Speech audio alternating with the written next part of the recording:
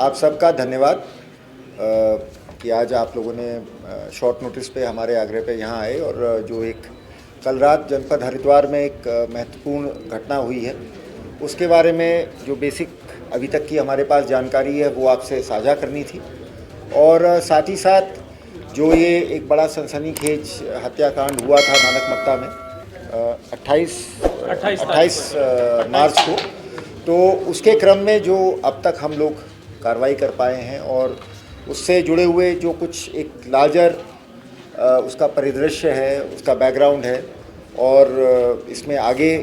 इस महत्वपूर्ण केस में आगे क्या मतलब अभी हम कार्रवाई के बारे में सोच रहे हैं, तो मैं सोच रहा था कि ये अच्छा एक अवसर है आप सबसे इस बारे में जानकारी करने का। सबसे पहले तो प्रथम नवरात्रि की आप सबको बधाई है, पावन दिन है सभी के लिए। और दूसरा ये कि मतलब सबसे एट द वेरी आउटसेट मैं इस घटना में जो हमारी टीम शामिल थी, बहुत डिटेल में तो आपको हम प्रेस नोट दे देंगे, बहुत उसके बारे में बहुत बारीकी से लाइन बाय लाइन मेरा मतलब डिटेल देना ठीक नहीं होगा, बट मैं बस इतना ज़रूर कहना चाहूँगा कि ये बहुत बड़ी घटना थी जो 28 मार्च को हुई। हम सभी के लिए एक तरह से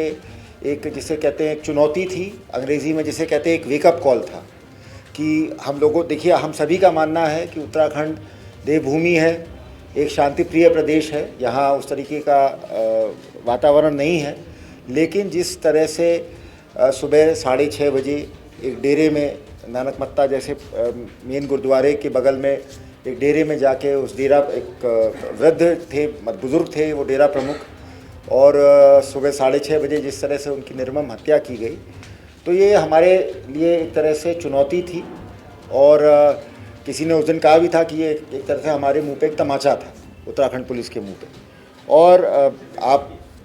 जानते हैं कि अच्छी पुलिस की, देखिए किसी भी अच्छी प्रोफेशनल पुलिस फोर्स की पहचान इस बात से नहीं होती कि हर बड़ी घटना होने से रोक ले। अच्छी फोर्स की पहचान ये होती है कि बड़ी घटना होने के बाद सूझबूझ के साथ, हौसले के साथ, टीम भावना के साथ हम लोग कार्रवाई करें और फिर उस घटना का सही खुलासा करें। ये भी नहीं कि दबाव में आके हम लोग उसका गलत खुलासा करें, और सही खुलासा करें और सही अभियुक्त तक पहुँचे और जो जैसा जिसकी जैसी संलिप्तता है उसको वैसे अंजाम तक पहुँचाएँ। ये एक अच्छे पुलिस फोर्स की, तो मुझे सबसे ज़्यादा तो इस बात की खुशी है कि इस पूरी घटना के बाद जो हम लोगों का इन्वेस्टिगेशन था उसमें निश्चित रूप से हमारे जनपद उधम सिंह नगर की पुलिस, हमारे जनपद हरिद्वार जहाँ पे ये घटना हुई वहाँ की पुलिस, और इन दोनों के बीच में जो सबसे अच्छा काम रहा कोऑर्डिनेशन का, हमारी एसटीएफ आयुष अग्रवाल यहाँ एसएसपी एसटीएफ मौजूद हैं इनके द्वारा, और लगातार मेरे साथ हमारे एडीजी लॉ एंड ऑर्डर मौजूद हैं अंशुमन साहब, इनका बहुत क्लोज सुपरविजन रहा, कोऑर्डिनेशन रहा। और तभी आप समझिए, क्योंकि जिस तरह से इस घटना के बारे में अभी तक जो षड्यंत्र निकल के आया है, ये एक साधारण हत्या का मामला नहीं था, ये एक बहुत गहरा षड्यंत्र था और अभी भी इसके बारे में हम डिटेल तहकीकात कर रहे हैं। तो इसलिए इस षड्यंत्र के पीछे के कारणों के बारे में मैं बहुत ज़्यादा अभी आपको विस्तार से नहीं बताऊंगा। बस ये है कि अभी तक इस घटना में 11 लोग प्रकाश में आए थे, जिसमें कि एक कल रात इस पुलिस मुठभेड़ में मारा गया है, एक जो हत्या करने वाला था वो अभी भी फरार चल रहा है, उसके अलावा 7 लोगों को हमने गिरफ्तार किया है और 3 लोग और हैं जिनकी अभी गिरफ्तारी शेष है। और ये भी मैं कहना चाहूँगा कि ये तो जो एक